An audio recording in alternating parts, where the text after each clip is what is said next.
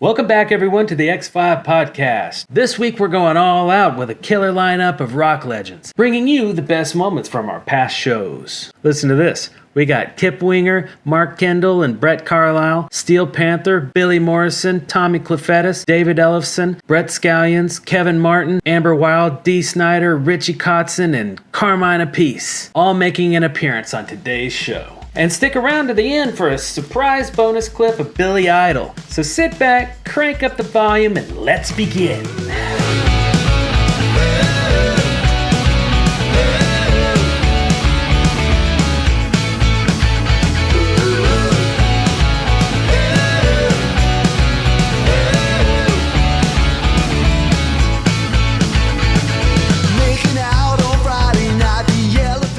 We have got a superstar with us today, Mr. Kip Winger. Everybody, please. What's up, Kip? Man, appreciate you being here, buddy.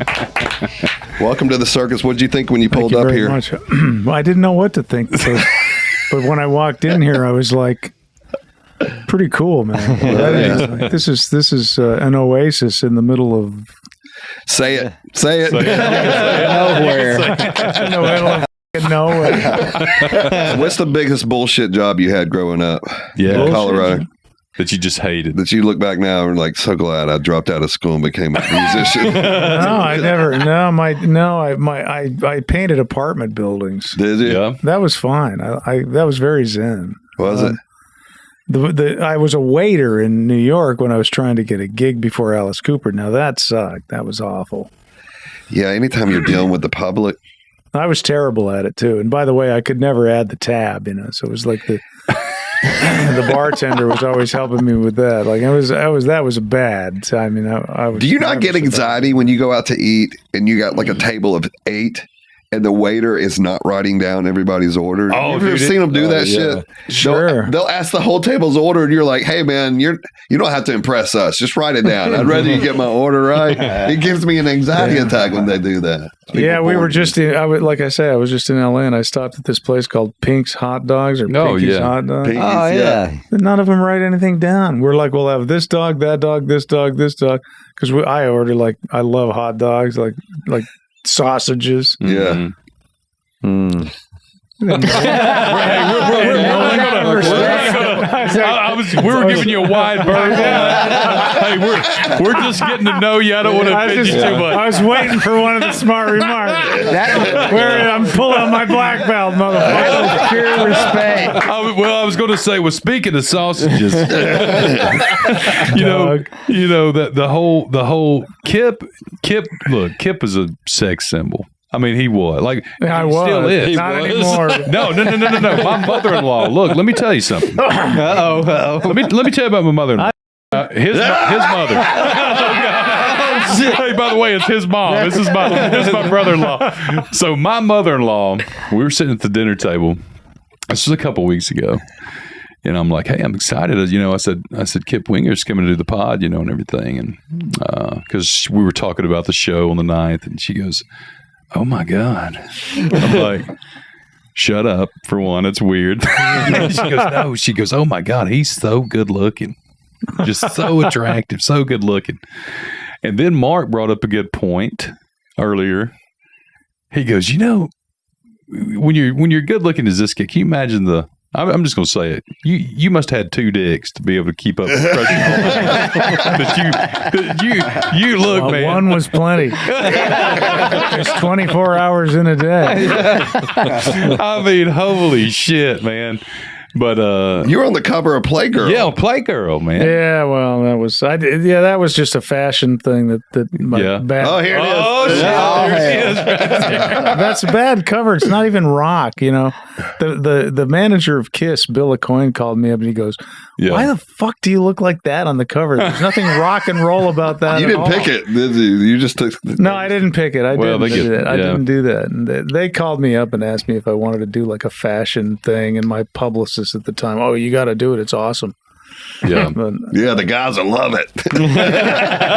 All those bears out there love it. That's so funny. Steven Tyler did it. That was Yeah. the only reason I agreed, but that was totally stupid. Oh, look at this. 1 star. What's the review? Yeah. What is the review? If I had been nude. Oh, there it is. Let read it. Kip is not naked in this playground. Bummer. He is wearing a couple of nice outfits modeling. Not that, honestly, I think that is his mom that review. That's hysterical. 2 special guests today are Brett Carlisle and Mark Kendall from the band Great White. What's up? Hey. I got to ask you a question. How much fun was the Sunset Strip in the 80s? How much fun was that? Well, I could tell you, were kind of like, I would say, pretty low on the totem pole for the The hair bands. the guy in high school that's Right. most likely to. Well, we weren't in that most likely category. The music scene was so healthy and so badass. There were so many bands. We need to play more than every band Yeah. everywhere. I don't care if we play free every single show. If we can get people in front of a stage somewhere, we got to go do it. And that's what we did. Hopefully we can brainwash people into thinking they're supposed to like us or whatever. And so we kind of went down that road. And we also, there was a lot of pretending like we made it vibes, like Fake it till you make it. we did interviews with each other, pretending to be journalists and stuff. Like, hey, how long's the band been together? Yeah. Oh, really? Oh, yeah, and sit there and pretend like we're playing the arena, the Forum, which is a big deal back then, Yeah.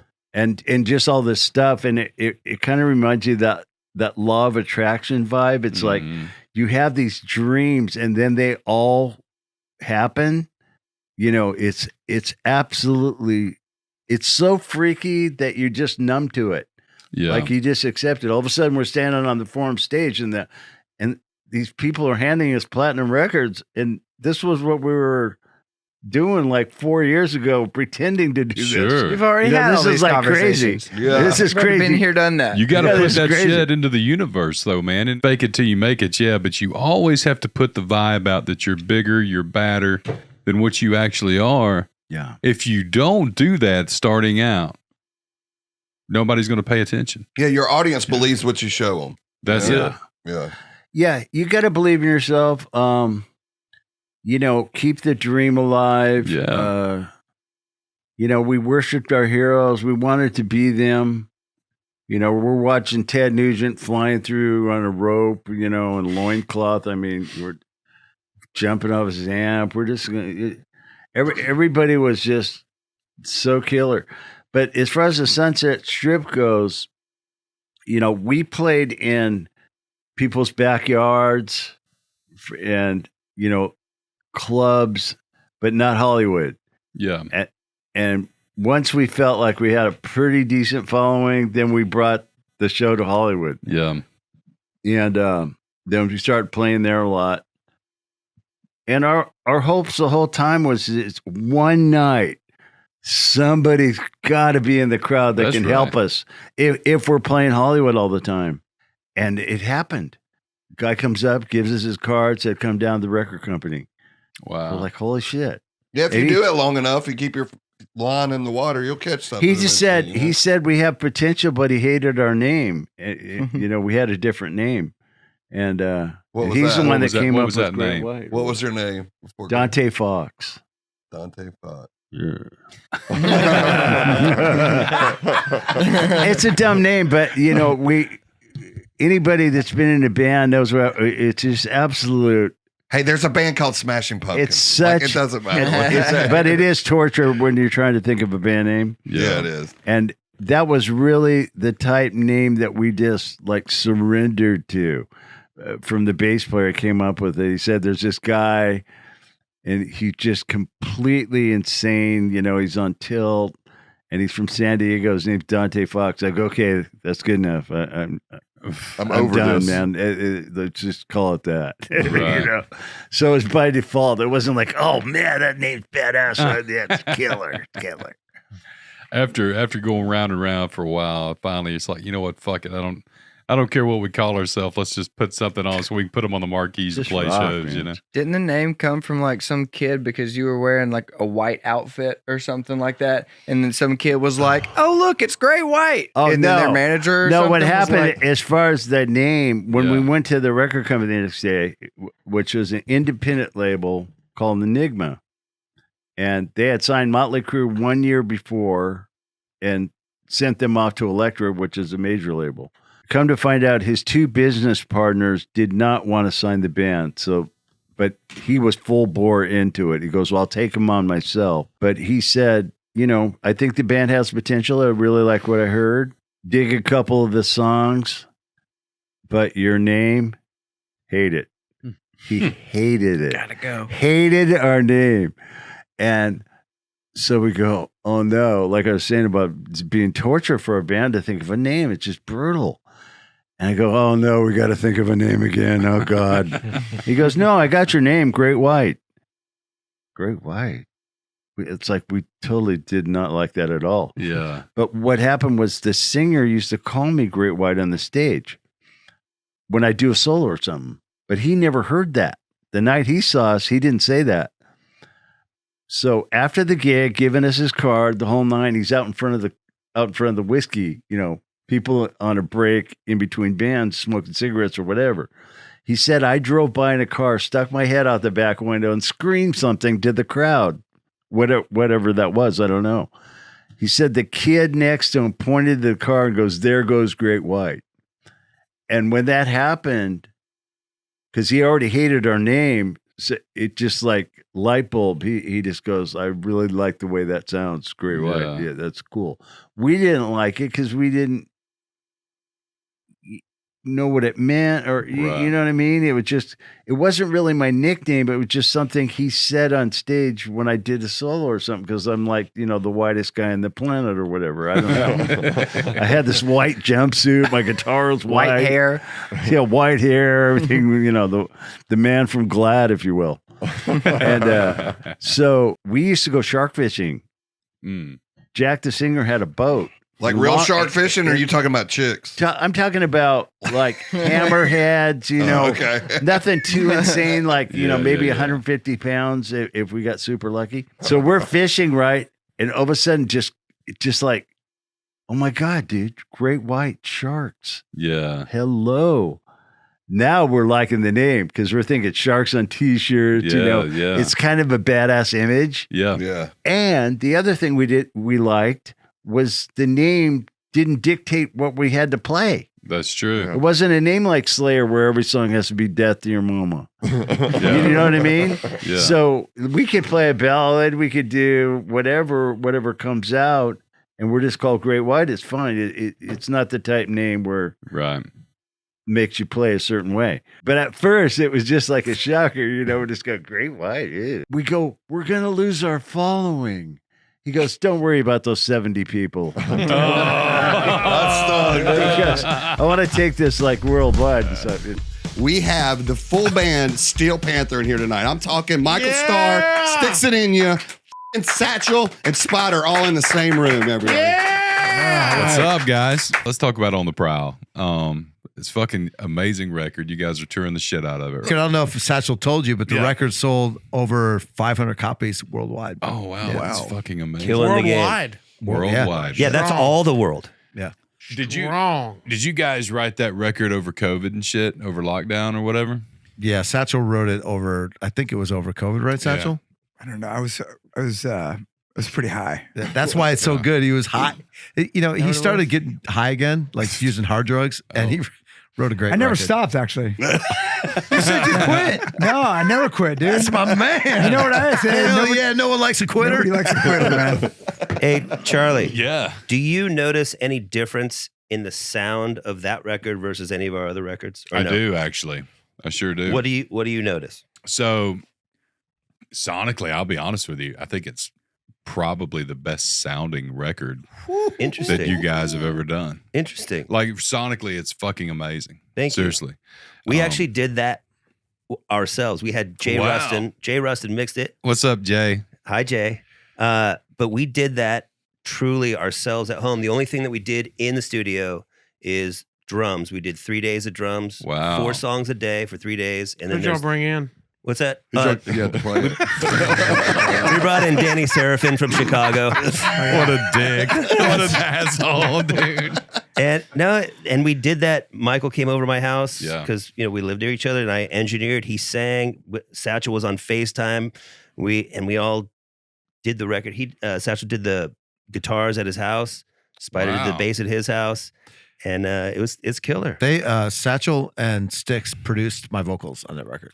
Really? Yeah, which was we've done it like along with Jay with all the other records, but this time Jay was working. It was the pandemic, and we just were like we hadn't had a gig in months. Nothing we to were broke lose, as right? hell. Yeah. So yeah, they produced it and they did such a great job, and we all three basically did it together. We like when you're singing and you're cutting tracks. Yeah.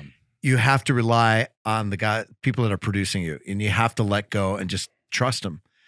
And so I did the best I could. I thought it came out amazing. This sounds You know, fucking and they great. were. You should have heard what they had to work with. I mean, it was tough. It was drawing a lot of vocals. I'm not kidding you. I drive all the way out to Six's house, which was like an hour and a half from mine. Get there, hot cup of coffee.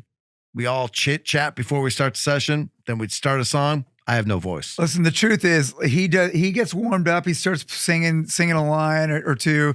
We'll give him like the first verse, and he'll just sing the first verse over. By the time he learns how to pronounce the words right, he's got it. He's usually nailing the vocals. So Yeah. yeah. It's the English language that eludes me. So it's like just trying to figure out the lyrics. No, but seriously, we were talking about this. You're how great you speak Asian great though. Yeah, thank you. Konnichiwa, by the way. But, we talked about it. Like, he'll write the songs, and I learn them, but then I put my little spin on them and my pronunciations and all that kind of stuff. But I still have to learn how to sing it with all that, because he sings different than I do. We do sing different, and like sometimes, he'll, we have our range is similar, but he'll hit notes way different than I will. So something that I have to hit like full voice, he just hits falsetto. He's got a he'll do it in a different way. So like we just. But it's always, it always, for me, like, it's easy to get, you guys know this, like, it's easy to get demo-itis where you do a demo and you really like the way it sounds, but he always makes it sound like a record, like it sounds like a record when it's done. It was a great thing. And also we did the drums at Dave Grohl's studio, right? Is that right? Or am I wrong? No, that was at Howard Benson's studio. Oh, that's right. Howard Benson's. Yeah. So that was cool. It came out really cool, man. Yeah, Mike Plotnikoff engineered the drums. Yep. Oh, okay. Who's basically the sweetest dude in rock. He did a great job on the drums. He engineered the shit out of them. They came out killer. And Jay mixed the hell out of that record. Dude, I have Jay so in my good. phone as Hockey Balboa. Marty O'Brien gave him that nickname. That's the best nickname ever. Dude, I got to tell you, Jay. playing guitar, playing drums, bass, keyboards, you don't need to necessarily feel great to do it. I mean, it's more fun when you're inspired. But your voice, if your body is not cooperating and you have a session at 11 o'clock and your body's like, I don't want to sing.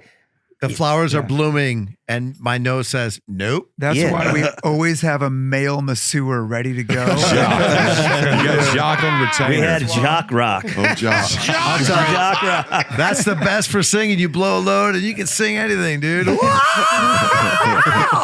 It was I would like to do our next record that way, the same way. I think That's you what I was should. going to ask. Are you going to go back, or do you like the way you did it? I would say this. I would love to do it the same way we did it, or I would love to go to a Thailand for 6 weeks and fucking. Oh, me too. Because we've never done it. Not to record that. I thought you'd never ask. Hell yeah, let's go. Oh, yeah. It's cool. And our guest of honor, dude, when I tell you we couldn't be more excited for this guest, let me tell you, this guy's had an illustrious career in the music industry. He played in one of my favorite bands, The Cult. Now plays with Billy Idol. And he just released a single yesterday called Drowning. And we just got through watching the video. Y'all please make a round of applause for Billy Morrison. Everybody. I'm sorry. That was awesome. Billy Morrison. Yeah. Billy, What a great intro. I know. Billy Morrison. We'll fix that in post. Yeah, that's We'll called clean that up. remembering No, your you last name leave right that there. shit. Leave that shit. I got a question for you. Yes, sir. Because the Cult's one of my top 3 favorite bands ever. How was it getting a phone call to join the Cult? It was interesting because they wanted me to join as a bass player, and I'm not a bass player. I'm a Right. guitar player. Always have But they been. know you can play Cult bass lines if you're a So guitar player. exactly. Billy said, "Listen, it's all 16th notes, and Sure. if you play D, you're probably going to play the right note." Yeah. So I mean, it's all D, C, G, that kind of stuff. And he said you can do it. He was encouraging. It was a great phone call, and I auditioned. I had to audition. I don't know who else auditioned, but I got the phone call a couple of days later. You got the job, and then so we went into a big warehouse pre-production unit. It was a full pre-production rehearsal, lights, staging, sound. I obviously had been cramming because, like, you've got the job. We're going on tour in a couple of weeks, so I'm like, fucking, what songs? No one's telling me what. I'm learning all the Cult songs. And we walk into this production rehearsal, and Ian and Billy had an argument and fucking went home. First day of rehearsal. And that was it. There was no rehearsal. So my first experience was RFK Stadium in Washington in front of 70,000 people with no rehearsal. Oh, shit. Yeah. You're kidding me. That's exactly what happened. How do you think you did? How do you think? I mean, I lasted a few years, so Did pretty good. Did something They can't right. judge you too harshly. They didn't give you damn one rehearsal, Trust me, if it wasn't good, I'd have been out. Oh, yeah. So I guess I did all right. Yeah. Did you enjoy your time in the Cult? I did. Look, I'm lucky. I'm playing in bands that I listen to. Yeah. Like I remember going and buying fucking Cult records. You know what I mean? I knew Billy when I was using drugs. So he'll tell you stories of him stepping over my body to get out of the squat that he was in, where I was shooting up drugs in the living room and passed out. He remembers me. We were all part of the Brixton scene. So I've known Duffy for decades and decades, but I enjoyed my time. I was very lucky. I was in it. They'd taken a long break. Yeah. So they'd been away for a long time. So I was there for the return of the Cult, that the album, the DVD, the behind the music VH1 thing, Madison Square Gardens, all of that stuff, Japan. It was a great time. And I'm forever thankful to Billy Duffy for giving me that opportunity. Yeah. It's so many bands, musicians' favorite band. Like a lot of musicians love that band. Well, they write good songs. Mm-hmm. The Cult, there's nothing like a good song. Doesn't matter what your sound is. If the song is good, it'll stand the test of time. And Billy Idol, I mean, we fucking like 11 top 10 hits. We have to play 11 of those songs every set list. Cult's the same. Yeah. Cult's the same. She Sells Sanctuary, Little Devil, Love Removal Machine, Dog, Edie. Like, they're all chart hits. Yeah. Mm-hmm. I first discovered him. I discovered Love and Electric at the same time when I was a kid. A lot of people did. And I was a skateboarder, and that was what was always Well, playing. because Electric got him into the mainstream, and it was shortly after Love, so it was kind of like you found Electric and Love at the same time. Our special guest today, I want y'all to make some noise. We're so lucky to have him. Hopefully he's a future Alabama resident. I think we about got him talking. That's right. Here to Alabama. Tommy Clufetos, everybody. Hell yeah. Hey, everybody. Thanks for having What's me. up, Hey, buddy? fellas. The great and powerful, legendary drummer. It's What's it feel like to sit next to two hacks? Snappy dresser. Snappy dresser, too, by the way. Hey, man. He's Yeah, That's a what I snappy took my dresser. daughter to school in this morning. That's I badass. scare all the other 6-year-olds. So, Tommy, are you? Do you think you're known now? Are you known as the Black Sabbath drummer, the Ozzy drummer? I think when people look at this, right, and they watch the podcast and they go, Tommy, the drummer, they know you because of Zombie. They know you because of Black Sabbath, Ozzy. When did that all start? Where you started getting in the roles of, fame, I guess, and you were the guy. Well, you're obviously recognizable behind the drum set. I mean, nobody can say. I mean, when you see, Okay, we all know that's Tommy. Let's get one thing straight. Yeah. I am not a rock star. The only thing I've done is play for some rock stars. Those guys are the rock stars. I'm just a schmuck sideman musician. I'm one damn good sideman musician. But fame or none of that stuff. I started playing when I was a kid, and I've never been a member of a band. So that's something different. I've always been a guy that, a hired gun. Even when it just kind of happened that way. Wow. And you know what? It's probably for the best, because I don't know. There's pluses and minuses. If it works and you make it, that's a great thing. There's also a whole nother side to that that you got to deal with. And I don't know if I'm that guy, to be honest with you. So you may be a better Indian than a chief. So I mean, it's been a great life so far, and I've met some wonderful people and learned some wonderful things. I've learned some amazing things about life through playing music. The more you put into it, you got to put this much into it to get this much out. That's the music business. But you got to keep pushing, and it's just a good metaphor for life. I try to teach that to my daughter through what I do. She sees me go, I'm going down. I call it the dungeon, where I go play my drums. Okay. And she'll see that. And 25 years from now, she'll go, it'll click. You know, like when I saw my dad work hard. You see your dad get up and go to work every day. And they push through hard times, through good times. And music it can, just dedicating yourself to something. Any craft. A craft can teach you that way. So that's how I look at music. It doesn't matter who I'm playing for. Right. You know what I mean? So I thought I was very successful when I was 12. You know why? Because I put the same effort back then that I do now. You know, the stakes are higher now, but so who I play for is just kind of inconsequential to being the best that you can be. When you got that call to play with Ozzy, was it Sharon that called you, or did Ozzy call you? Well, once she calls you, you know it's happening. Yeah. But I mean, I don't think I've ever said this before, but the first time Ozzy asked me to play in his band was at a funeral. Oh, wow. Yeah. Unfortunately, I was at the bass player who played for Ozzy. His name is Blasco. His mother passed away, and I went to his mother's funeral. I wasn't in the band. But then right there, he comes up where, you know, it's like her casket is right over there. Oh, you want to go on tour with me? I'm like, yeah. You know? And that was like, oh, wow. You know, and then Sharon called, of course. So, that's good. Our esteemed guest today, I want everybody to give a big round of applause for former bass player of Megadeth, Dave Ellefson, everybody. All right. Baby, come back. I know, but it's stuck in my head, and I may whip it out at any point in this episode, numerous times. And that's all because I walked in with a Yachtly crew shirt on. Yeah, man. Set the tone for that song. Yeah, now like an idiot singing it. You're not wearing the shirt anymore. Yeah, what you doing? You know, I've been lucky that I haven't had to really audition for any gigs. I've never done the cattle call audition thing. You know, when I graduated high school. 5 days later, I left Minnesota. End of May 1983, moved to Hollywood. I moved into an apartment. Me and my buddy and a couple of other friends got an apartment upstairs with the intention of going, well, the thought that we sold to our parents is that we were going to go to Musicians Institute, go to school, right? Right. Because what parents would let your kids from the farm move to Hollywood, right?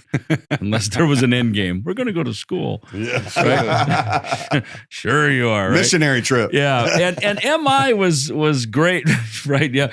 MI was great because it was, you know, it was in Hollywood. Right. You know, the guys from Toto would drop in, the cool people would drop in, and technically, you know, it was a 1-year vocational degree, and then you know you're kind of spit out into Hollywood, and you know, kind of teed up, ready to go. So to me, it was a logical game plan, and one my parents signed off on. So we move out there. Well, problem is we're 19, drinking age is 21. We needed to get some beer. Right. That's the long and the short of it, right? Right. So we started going, we got to just meet some neighbors here, right? So we see this guy walking around. He's got long hair. He's walking around kind of barefoot around the apartment, you know, and I was like, oh, that guy looks cool.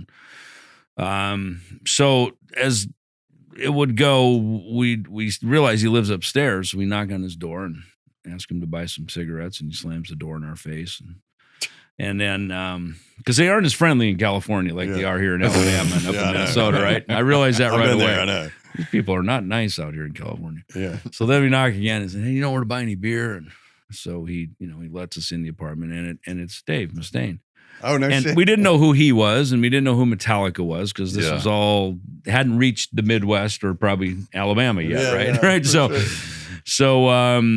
it was one of these, okay, you buy, I'll fly kind of thing, right? So we walked down to the corner liquor store, buy a box of Heinekens, and walk back to the apartment and spend the night drinking and shooting the shit and getting caught up. And, it turns out, he was about 6 weeks after his departure out of Metallica, and he's starting to write songs for whatever his next chapter of life is going to be. And he was, looking for some musicians in the area, and he could tell it wasn't connecting really, and so me and my friend Greg, we were ready to go. I mean, we showed up, stretch jeans, leather jackets, bullet belts, like, let's go play metal in Hollywood, right? Yeah. And now we meet the guy to do this, right? And you could tell Dave, not only was he a good persuader and a good salesman, but he could back it up, and he played us some of his songs. It was like, these are fucking great. Like, this is like, talk about next, They say, people with vision, they see something where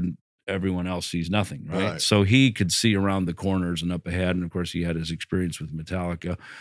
And I'd had my experience in the Midwest. So my friend Greg goes, dude, we got to play with that guy, and I said, yeah, no kidding. So he started playing with Dave first, and really, started doing the guitar work with him. And then he said, he goes, dude, you got to get Ellefson in here to play bass, man. He's the guy. So we sat down, we played, and Dave was convinced, and I knew my shit with gear and, like I said, PA equipment. Yeah. And, he knew that I, knew what I was talking about.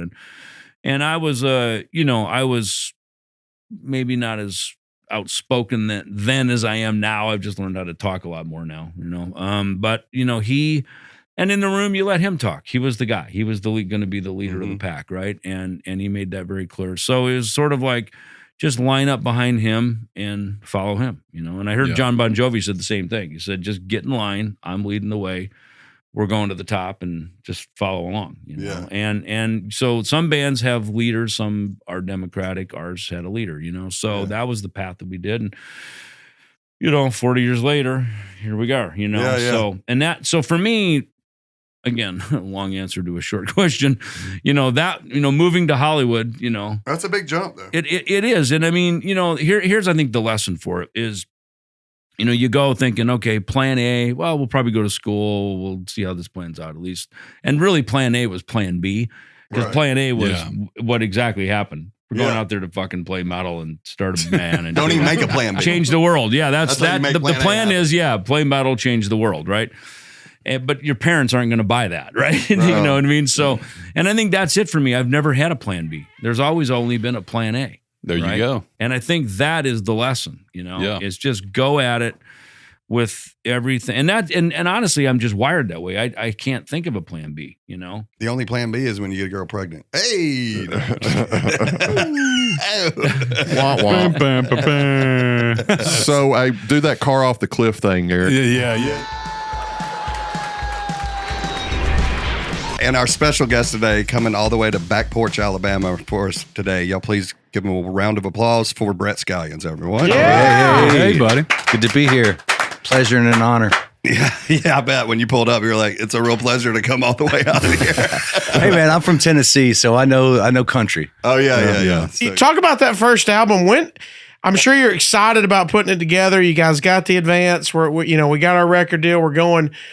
Did you feel like it was going to be that big, or when did you know it was that big? Well, we knew we had something going on because, at the time we were in Harrisburg, Pennsylvania, living there, and we were just kind of playing that circuit and had really built a good local following there. And early in, we were playing a lot of cover stuff still, just trying to earn a paycheck to where we didn't have to have day jobs. And when we weren't on a stage playing covers and stuff, we were at home working on original songs and recording and things like that. And we finally got an EP called Porcelain And we got it recorded, got it pressed on CD and everything, and one of my jobs back then was to reach out to local radio stations and things like that, and try to get them to actually open the envelope and spin the record, and luckily they did, and I would tell them, hey, listen to the song Shimmer, and they would listen to that, and then they actually spun it on the radio, It always hits different on the radio. Yeah, they spun it on the radio, and there was an impact locally. People were saying, "What was that?" And was that with Fuel? That I love that band, and can you play that again? And it started getting requests. Next thing you know, we're in their top 20. Next thing you know, we're in their top 10. Yeah. Next thing you know, we're in their top 5. And here we are, this local band that, not even signed to a record label yet. So that's when the flag started popping up for the industry. And that's when, record labels like Epic and Lava Atlantic and Geffen and everybody, they started kind of poking their ear out and going, who's this Fuel band? Right. So we started getting steam and showcasing. I was about to say showcase. Yeah. Long story short, we ended up signing with Sony 550, which is part of Epic Records, and they gave us the budgets to be able to go in and re-record a lot of the songs that were on that EP, and then we added a bunch of other songs to the album too that we had kind of in our pockets, so to make it a full-length album. So and it's kind of snowballed from there, and we were lucky to be able to sign to a label that believed in us the way that they did, and they really put a push behind it, and we had a lot of radio stations that were just gung-ho about what we were doing, and they were excited and wanted to help carry the flag, so it's so hard to do in this business. It's like you're a diamond and you're in a haystack, and to actually for someone to be able to find it and put that diamond in a nice ring and things like that is a hard thing to do in this business. So, do you remember the budget for the first single? Because radio is such an expensive game, and I'm sure it still was back then. Yeah, they probably, I don't know, they may have spent $50,000. I have no idea. Back then too, there was a little bit of payola shit. Yeah, there's a little bit of payola. Course. Hey, independent promoters, you give them like 8 iPads too. We had to play that game too, dude. The program director at K-Rock, you want to go to the beach for a week? Yeah, dude. Spin that Fuel song. Yes, for a few spins. They don't do that so much anymore these days, but I'm sure it happens. We do not. Unequivocally, we do not. Right. Yeah. I'll see you at the beach. Bro. Yeah. Y'all please welcome Kevin Martin from Candlebox, everybody. The guy that will not retire, dude. He's just going to do it forever and ever and ever. David, it's a long goodbye. It's what they call in the business. And his Uber driver is here today, Brett Scallions, everybody. Make some noise for him. Take him everywhere he goes, man. He pays me well. I don't listen back to my vocal. I started out as a drummer. I never wanted to be. I'm the reluctant lead singer of Candlebox. Like literally, that's a true story. I never wanted to be a singer. I only ever wanted to be a drummer. So when I got stuck with this job 34 fucking years ago, I learned to listen to what the producer had to say. And if he felt that he got the vocal out of me that he wanted, then I was fine with that. I don't listen back to my vocals. I don't even in mix, I don't listen to my vocal. I'm not even listening to my vocal in the mix. Right. So when I get a record back, I'm only listening to the drums, which is a fucked up thing because I'm a singer and I should be listening to my voice, but I don't. But I trust those people that I work, and that's why I hired them. Like, we worked with the guy who did Happy Pills, Ron Ellefson, who got fired from Physical Graffiti because he put the fucking tapes on a speaker and they got wiped side one.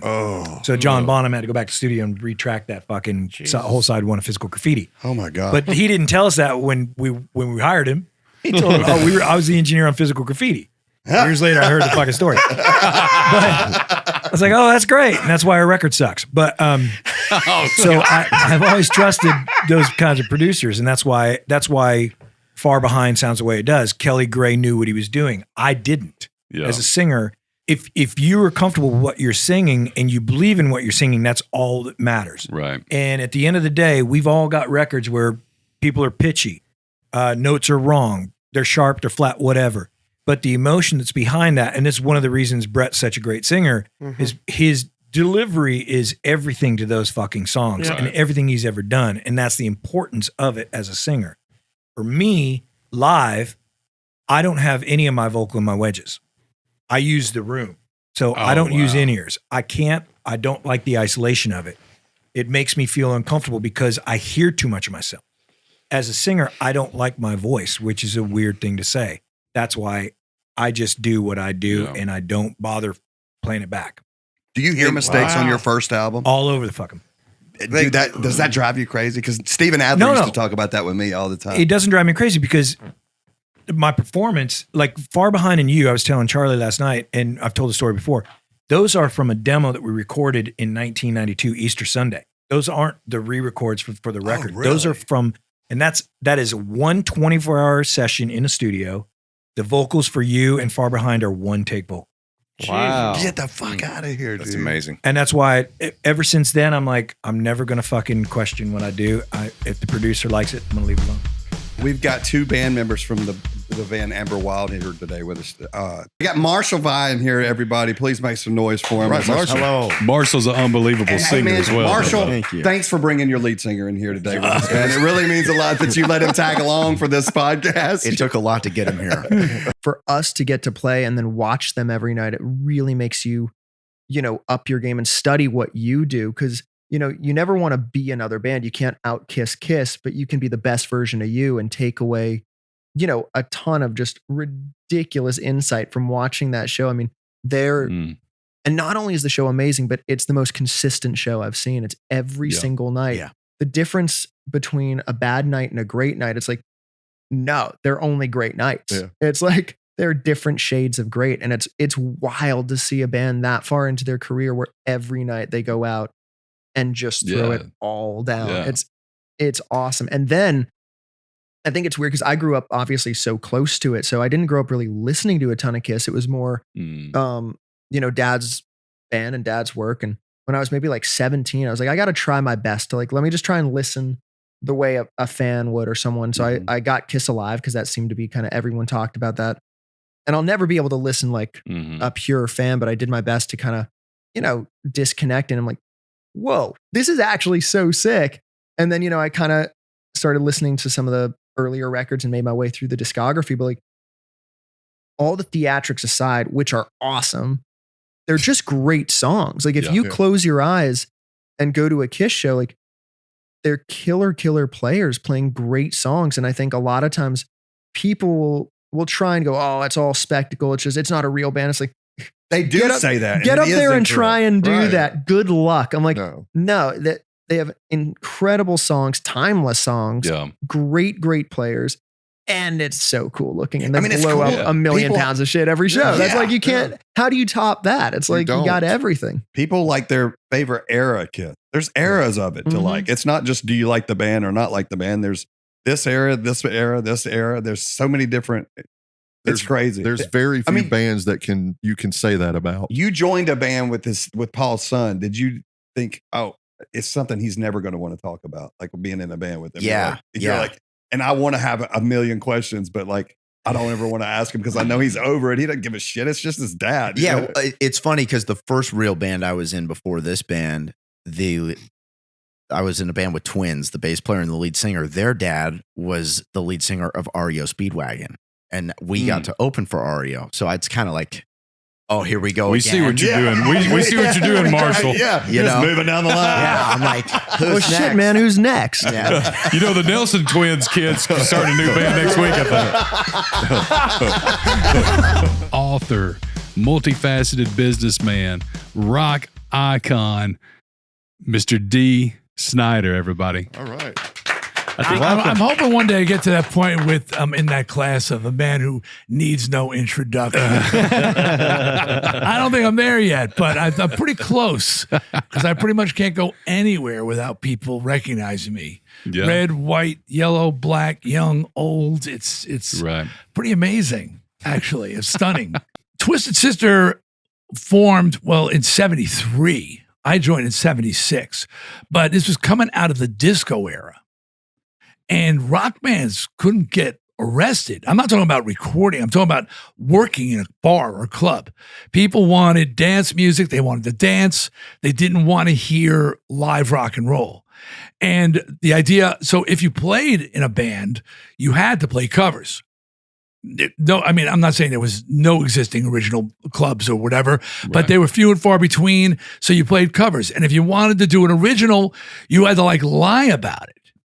So you would say, this one's off an early Deep Purple album, and you play your original song. And the highest praise you could get is if somebody in the audience came up to you later after the show and said, dude, the Deep Purple song was righteous. Like, oh, yeah. They like my original, but you couldn't because you weren't allowed to play originals. So now that's the downside is you're getting very little time committed to your craft on the writing side.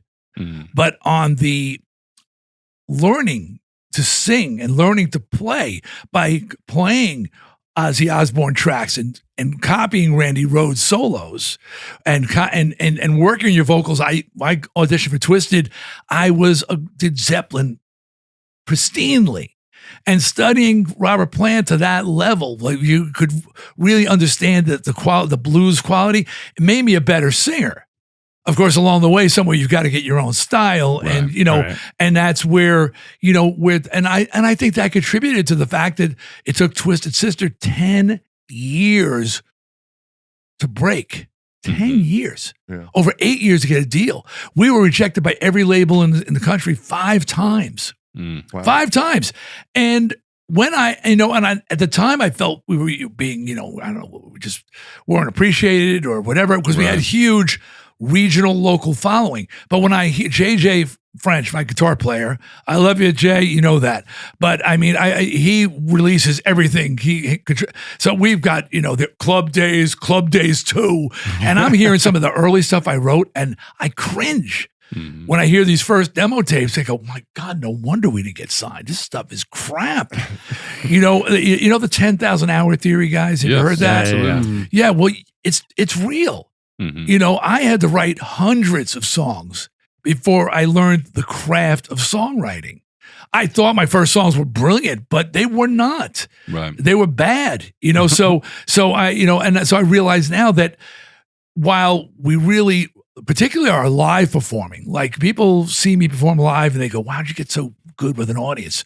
Playing, dollar beer night on a weekend in the Jersey Shore, that toughens you up. Sure. Wet t-shirt night, that humbles you. How do you beat a set of tits? Right. Like what am I gonna do that's gonna outshine all of these wet tits that are up here on stage? Yeah, sure. What am I going to look like? How am I going to act? You wonder why I looked the way I looked? How do I get attention? How do I overpower tits? Nothing beats tits. Dee Snider beat tits on more than one night. That took a lot of crazy shit, okay? But so, the live performing aspect from we did over 2,000 live shows before we had a record put out. 2,000! And so people would see us in Europe and go, wow, you guys are great with a crowd. You're great. Well, I put in my 10,000 hours. I put in and the writing, I was the songwriter. And it took me a long time till I got really good at crafting a song and wrote it, We're Not Going to Take It. Wrote I Want to Rock. Wrote, songs that people were willing to pay money to buy, pay money to hear, and I didn't have that yet. And so you go back to the bar days, we were putting in an original here and there, but the rest of the set was AC/DC and Ozzy and Judas Priest, So it was a mixed situation where you were benefiting somehow with your craft on one hand, but you were not refining your craft as original band. Coming in studio with one hell of a monster guitar player, vocalist. You may have seen this guy in Sten and Poison, Mr. Big, multiple other amazing projects. Winery Dogs, can't leave out Winery Dogs, but also his solo career is unbelievable. He's got a new record out right now, Nomad, and he's touring it. So please give a warm round of applause to Mr. Richie Kotzen. Welcome.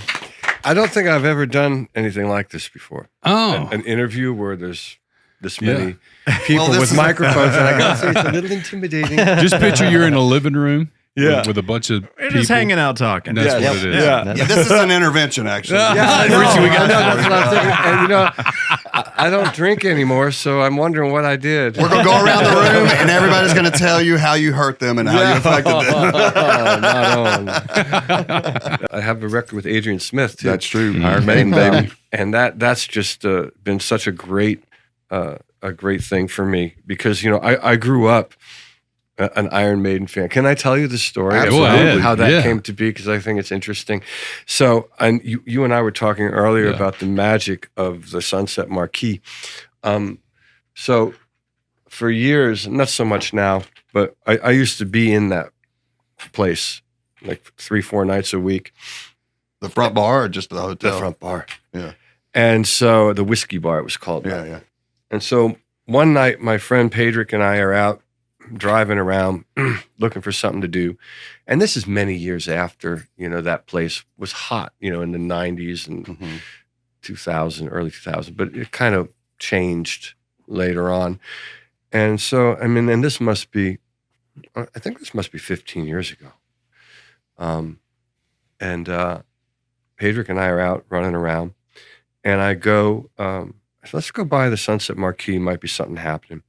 So I park outside and idle, wait. He goes in because there's some people in there. Come on in.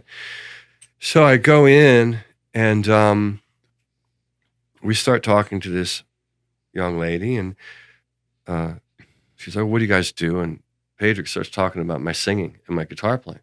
He said, "Oh, I'd love to hear you." And so he pulls up a video of me singing in Brazil, singing a song of mine called "Remember," and she really liked it. She goes, "Well, my husband plays too. He's in a band."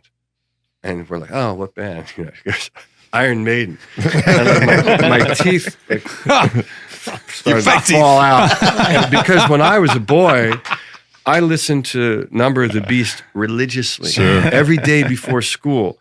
Woe to you, O earth and sea. That would come on and echo through the house, and it's like I'm getting ready for school, listening to Number of the Beast. So I was like, "Oh my God, I got to meet Adrian," and so I eventually met Adrian, and then we became friends, and we had they had a party at the house one night, and we were in their jam room. And Taylor Hawkins was playing the drums, and Robert Trujillo was playing the bass, and then my wife, Julia, grabbed the bass, and I was singing, and Adrian was playing the guitar, and it was just this great, fun night. And someone took a picture and put it on the internet, and then people were talking about it. So Natalie, Adrian's wife, had the idea and said, "You two should try to write something together." And so he came over to my house and we wrote a couple of songs, and we went, "Oh, this is too easy. Let's write a few more. There's something going on here." And then that's how that came to be. And we made an album. Wow. Nice. That's crazy how stories like that come together, It's just man. nuts. Just decided to go to a bar, bam, Iron Maiden, baby. Yeah. It's the power of the marquee. Yeah. If I was living back in Reading, Pennsylvania, that probably wouldn't have happened. No. Special guest today, man. This guy's been in more bands than I got fingers, dude. From Cactus to Blue Murder to Rod Stewart, you name it all. Please welcome Carmine Appice, everybody. Thank you. I never heard that one before. I got fingers. I just found out the way you really pronounce your name is Appice, right? Yeah, a piece. Well, a piece. A piece. The Italian is Appice. Appice, yeah. But you changed it because everybody kept mispronouncing it. Yeah. I changed it when I was with Rod Stewart, and then when my brother joined Black Sabbath, he fucked it all up. How many bands did you turn down in your career that you regret doing? And did anybody ever approach you about playing? You're like, doesn't look a good fit for me, and then you regret it? I can't really think of any. You said yes to most yeah, of them. yeah. Daryl Hall & Oates. Oh, really? Yeah. Because I just come out of BBA, the Beck Bogan the Piece, and my manager said, "Well, these new guys are called Hall & Oates. they want you to play with them. I said, maybe call it Hall & Oates and a piece, and I'll do it. Did you really counter with that? I didn't do it. Yeah. And then they became big. And I was about to say. now that I think of it, Rainbow. Oh, really? Yeah. They called me before they got cozy. Yeah. And at the time, I was playing with Mike Bloomfield and Rick Gretsch in a band called KGB that really didn't do anything. But I was signed. In those days, when you signed to a label, right? You signed to a label. So I couldn't do that. I couldn't jump ship. Now I think it was another one, that big Whitesnake album. Mm-hmm. They asked me to do that, and I couldn't do it because I was signed to the label King Cobra. So, and back in the day, it was hard to access somebody. If he's out on tour, you just got to leave a message on your voicemail. When you get back, you might have missed it. in 3 months. When I joined Ozzy, I was out on the roads. Symsonic drums. They were Mattel Symsonic drums, little electronic drums. Yeah. You might be too young.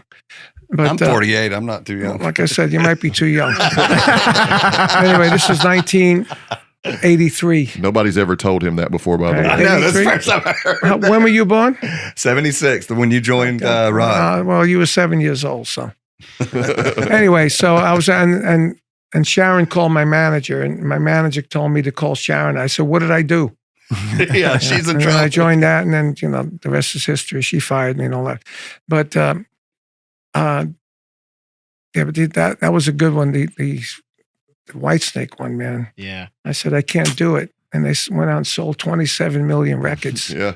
That was a huge record. I remember when that came What'd you out, say? man. Did you say, I'm not doing it unless you call it Whitesnake and a piece? and a piece. Unless you change Whitesnake to King Cobra, then I can do it. Yeah, well, I guess label interference if that band's with when another back label. then, when you signed to a label, and that was my deal. I was signed to, I couldn't jump ship and say, okay, I'm joining Whitesnake. They wouldn't let you subcontract out. No, I mean, you didn't even think about that in those days, So those are a few bands. But talk about the machine. I got a funny one from the Answer Machine. I get home one day and Answer Machine, Bob Ezrin, big producer. Hey, Carmine, I just got this band that's screaming for Carmine drum fills.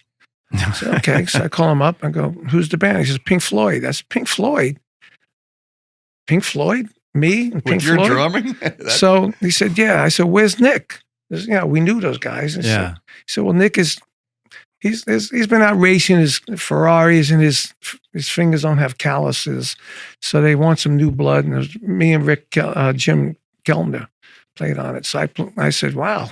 And Nick was there, and I played on Dogs of War on Momentary Lapse of Reason. Oh, really? Oh, wow. I didn't know that. Yeah. And I said, wow. And then now they re-released it with him playing drums on the track. How dare them? How dare Sorry, dude. All right, everyone, I promised you something special if you stuck around, and here it is. We recorded this Billy Idol performance at a private event in LA. Now it's time for a little rebel yell. What do you think, Mr. Billy fucking Idol!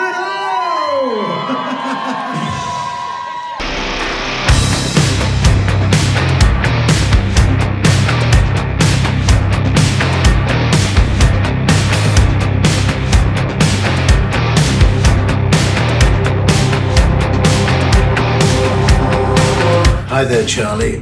Thank you for this present. It's really fantastic. Charlie Reese, thank you, mate. Yeah, rock on.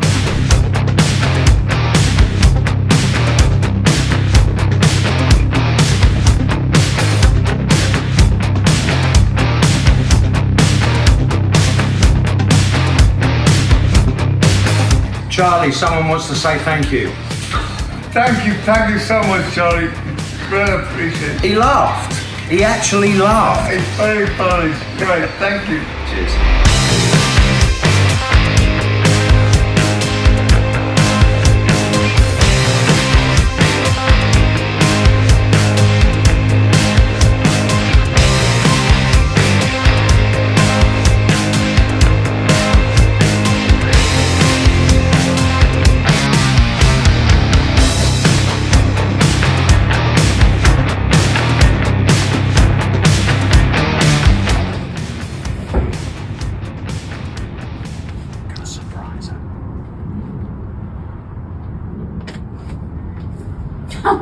my goodness. Let's come in. I'll explain it. I'll explain it. Come on, explain it all. So I did an art show, and this is the painting that you wanted, but it was already sold. And it was sold to my friend Charlie Reese, who, when I called him up and said Sharon wanted to buy it, he very generously went, give it to me. So this is yours. Thank you, Charlie. From Charlie From Reese. Charlie, this is a gift. He bought it from the art show and then realised that you had already called and said, can I buy the painting? And he just told me to not send it to him. He lives in Alabama, so he said, don't send it to me, give it to Sharon. Charlie Reese, I love you very much. This is from 1983. That's my daughter Amy. And what do you call the image? Because I wish I'd have thought of it. Iron Man. It's Iron Man. Look at him. My husband's in drag, and I'm in Amy. And Mark Weiss took the photo. Mark Weiss took the photo, and he must have been all of 19, 20, 21. What's up, Charlie? What's up? Hey, just What is up? To close out the broadcast, dude. Oh, are we closing out right now? Yeah. I didn't know that. I thought we were going for another hour. Unless you want to keep going. What a freaking party.